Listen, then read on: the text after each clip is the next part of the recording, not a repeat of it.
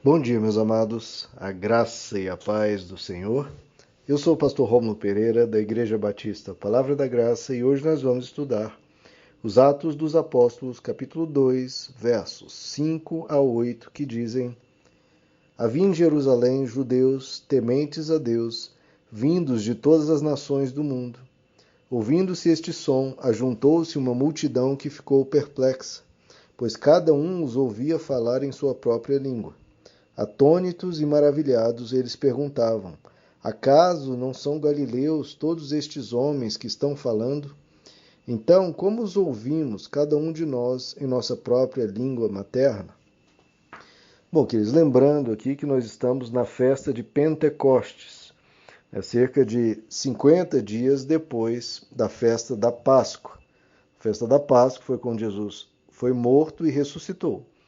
50 dias depois, então, estamos aqui na festa de Pentecostes. Essa festa é uma das maiores festas, né? Talvez só a Páscoa seja maior.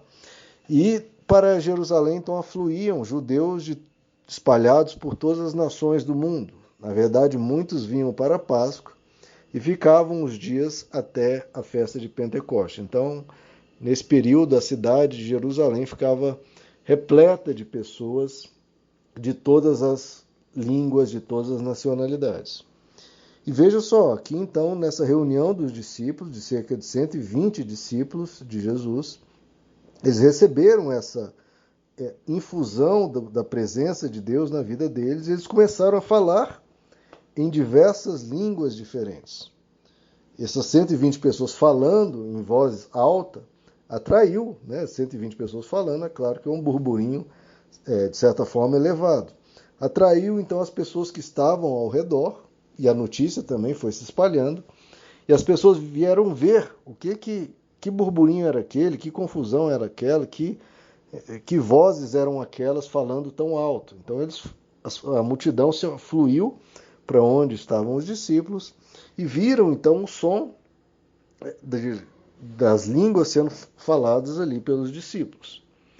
É interessante notar aqui que eles fazem essa pergunta: acaso não são todos galileus?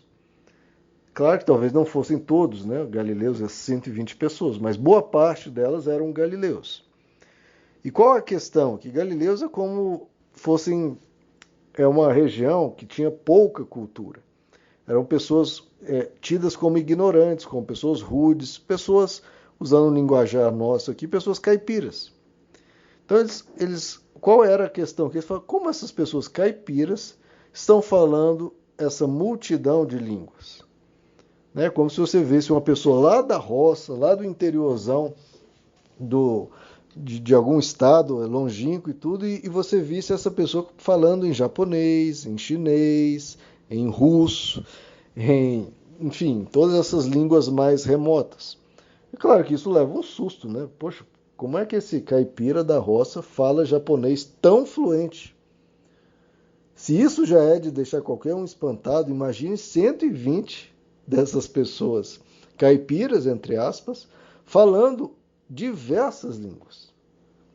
Mas se você visse apenas um falando uma língua tão diferente como um japonês e um chinês, de forma fluente, imagine você vendo 120 falando diversas línguas, não apenas o japonês, mas diversas. É claro que imediatamente você veria que isso não era algo natural.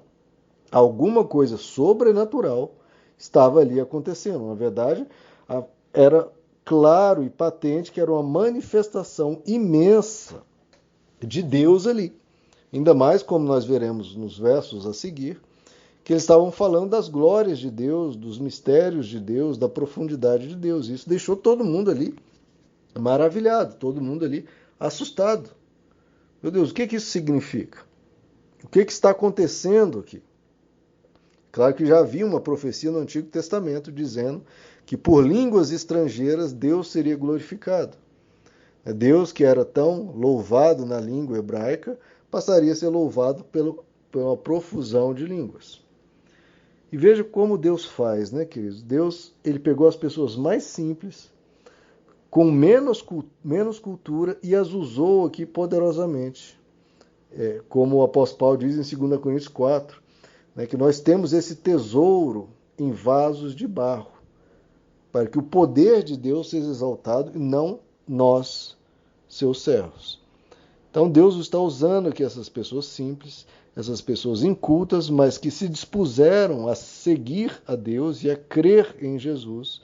Então esse milagre aqui foi patente, isso aqui foi um início poderoso para a igreja com esse milagre indubitável, esse milagre inquestionável.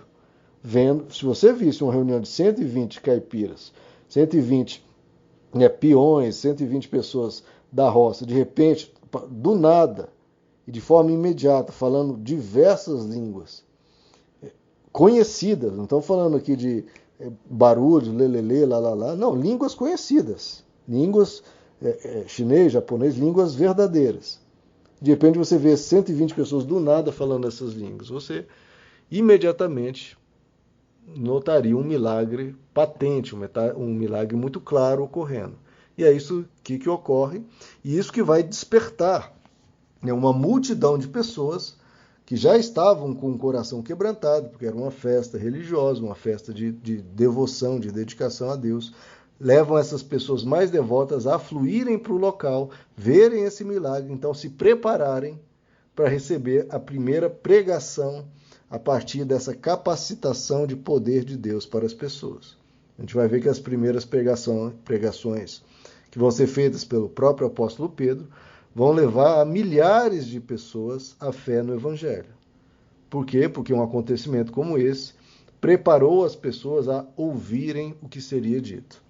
Então a gente está vendo aqui, né, queridos, o início da igreja, o início da pregação do Evangelho, o início da conversão de multidões de pessoas a Deus, e está começando dessa forma sobrenatural, dessa forma realmente poderosa, mais um milagre. De tantos que Jesus havia feito, tanto em vida quanto após a ressurreição, agora esse é um milagre que está fazendo a igreja começar. E nós vamos ver nos próximos versos como isso vai se desenrolar. Meus amados, que Deus lhes abençoe. A graça e a paz do Senhor.